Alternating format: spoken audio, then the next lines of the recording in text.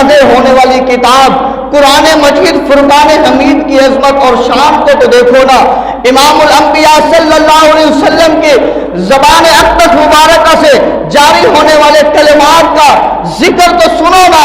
جب محبوب کی زبان اقدس مبارکہ سے قرآن جو ہے وہ نکلتا ہے, اللہ اس کو کتنی طاقت عطا فرماتا ہے.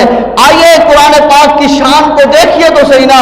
فرمایا قرآن پاک جہاں سے شروع ہو رہا ہے, فرمایا الف لام میم. آئے یہ حروف مقطعات ہیں, اس کا ترجمہ کوئی نہیں جانتا سوائے خدا کے اور خدا کے رسول کے.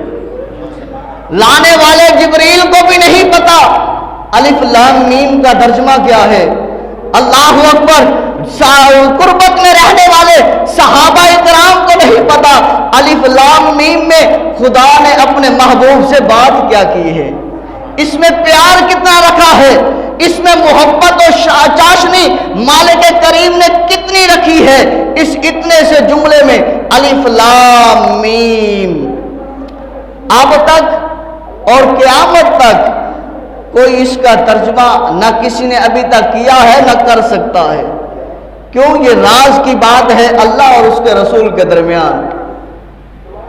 یہ راز اور پیار اور چاشنی اور محبت کی بات ہے. فرمایا کریم اللہ نے الف لام میم ذالک الکتاب لا ریب فیہ. فرمایا یہ وہ بلند رتبہ کتاب ہے جس میں کوئی شک نہیں ہے. یہ قرآن پاک کی شروعات ہے الف لام میم. پہلا نمبر تو یہیں پر جو ہے وہ رک جائے.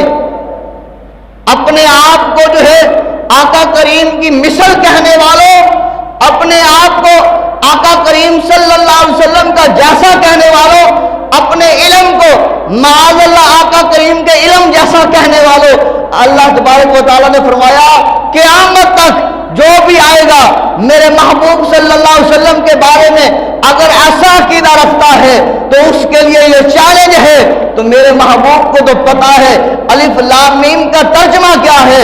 ذرا تو بتا تو صحیح نا, میں نے اس الف لام میم کہہ کر اپنے محبوب کو کیا فرمایا ہے؟ یا مجھے پتا ہے یا میرے محبوب کو پتا ہے. فرمایا ذالک الکتاب لا ریب فیہ. یہ وہ بلند رتبہ کتاب ہے جس میں کوئی شک نہیں ہے.